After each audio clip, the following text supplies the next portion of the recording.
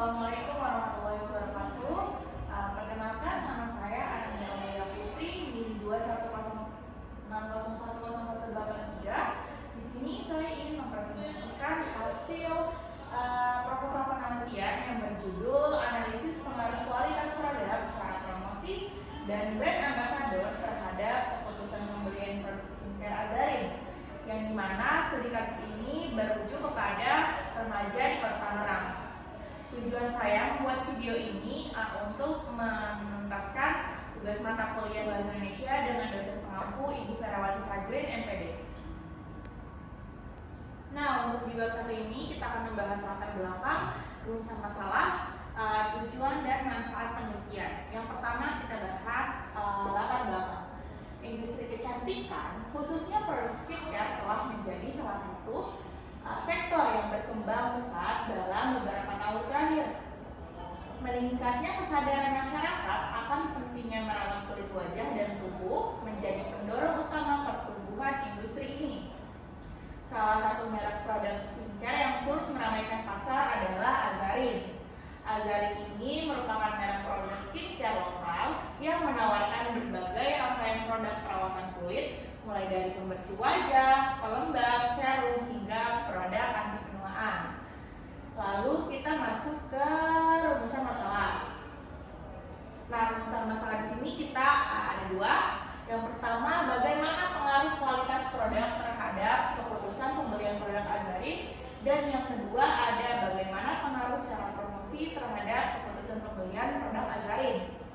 Lalu untuk tujuan penelitiannya, yang pertama ada untuk mengetahui pengaruh kualitas produk terhadap keputusan pembelian produk Azarin, dan yang kedua untuk mengetahui pengaruh cara promosi terhadap keputusan pembelian produk Azarin.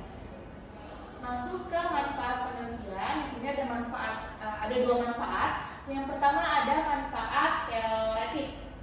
Jadi manfaat teoretis ini juga dibagi menjadi dua. Yang pertama, penelitian ini diharapkan dapat memberikan kontribusi dalam pengembangan ilmu pengetahuan, khususnya di bidang pemasaran dan manajemen pemasaran. Nah, yang kedua, penelitian ini dapat menjadi referensi dan sumber informasi bagi penelitian selanjutnya yang terkait dengan topik kualitas produk, cara promosi, brand ambassador, dan keputusan pembelian. Masuk ke manfaat yang kedua, yaitu manfaat praktis. Manfaat praktis di sini juga dibagi menjadi dua. Yang pertama bagi perusahaan dan yang kedua bagi konsumen.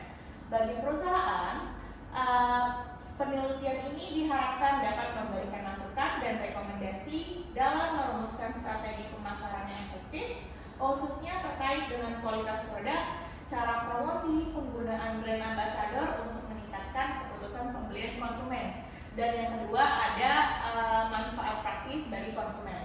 Penelitian ini diharapkan dapat memberikan informasi dan wawasan yang lebih luas mengenai faktor-faktor yang mempengaruhi keputusan pembelian produk skincare, sehingga konsumen dapat membuat keputusan yang lebih bijak dan sesuai dengan kebutuhan.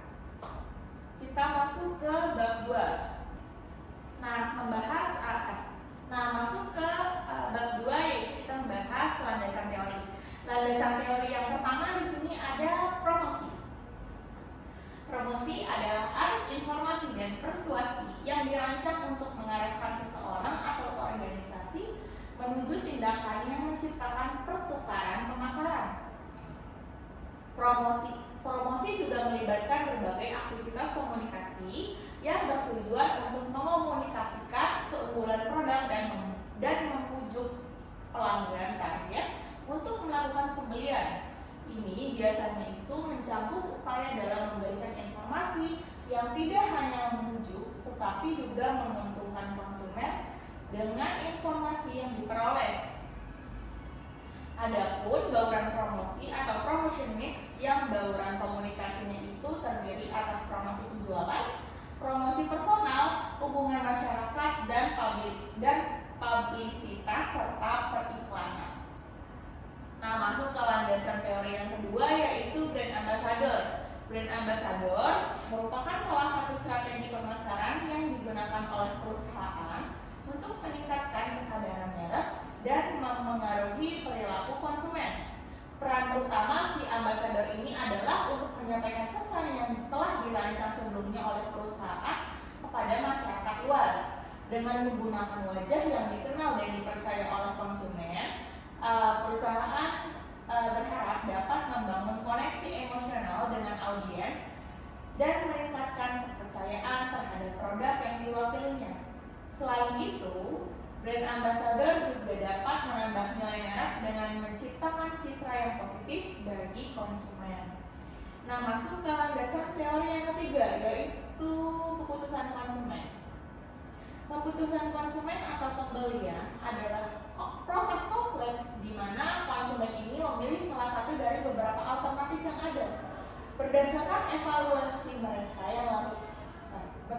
evaluasi yang mereka lakukan terhadap suatu produk atau jasa tersebut, faktor-faktor seperti preferensi pribadi, informasi yang diterima, dan kondisi situasional memainkan peran penting dalam membentuk keputusan akhir konsumen spesifik.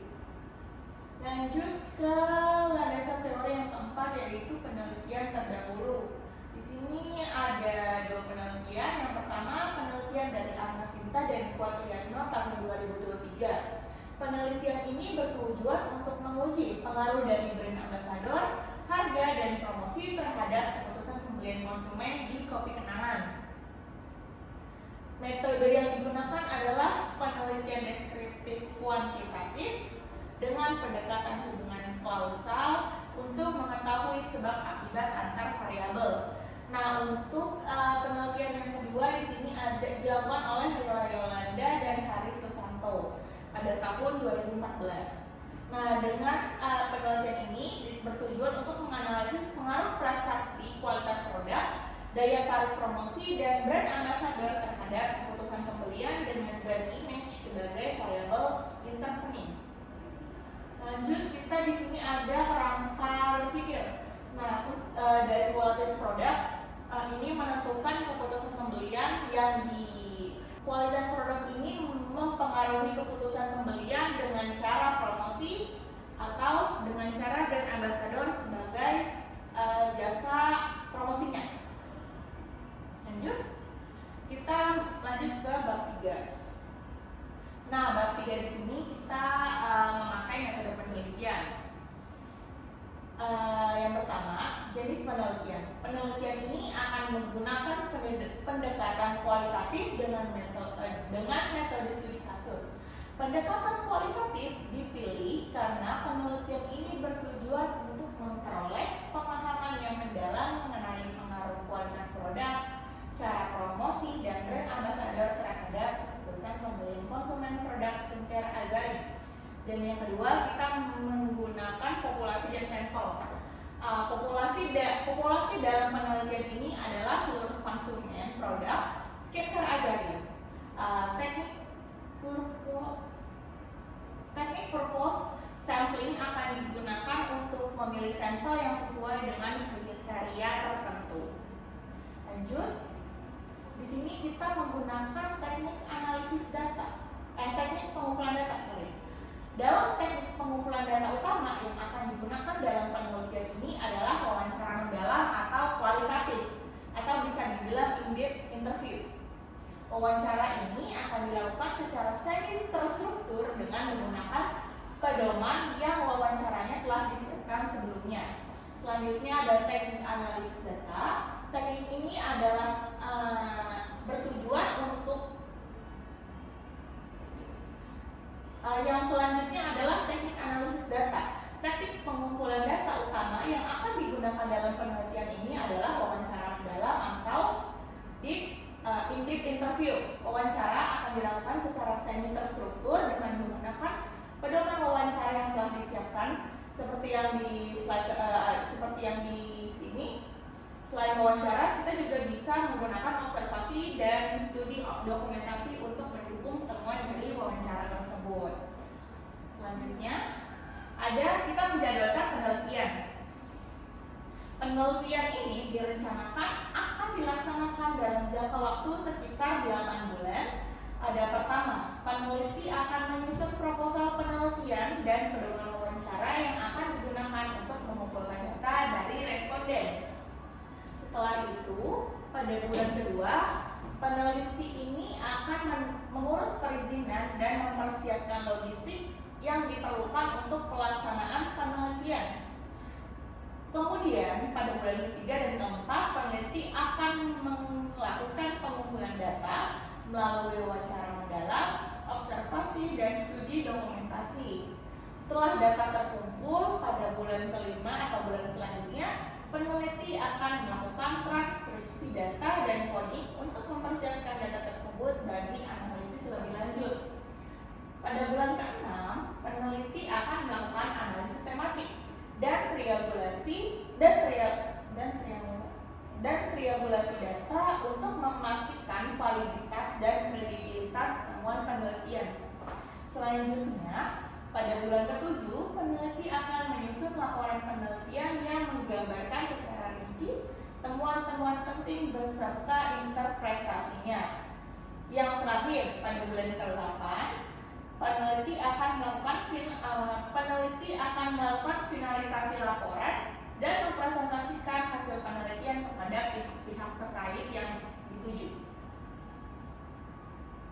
Oke, baik, terima kasih.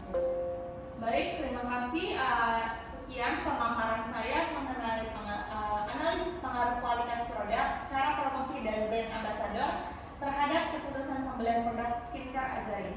Semoga pemaparan yang saya berikan kali ini dapat dimengerti. Terima kasih banyak. Wassalamualaikum warahmatullahi wabarakatuh.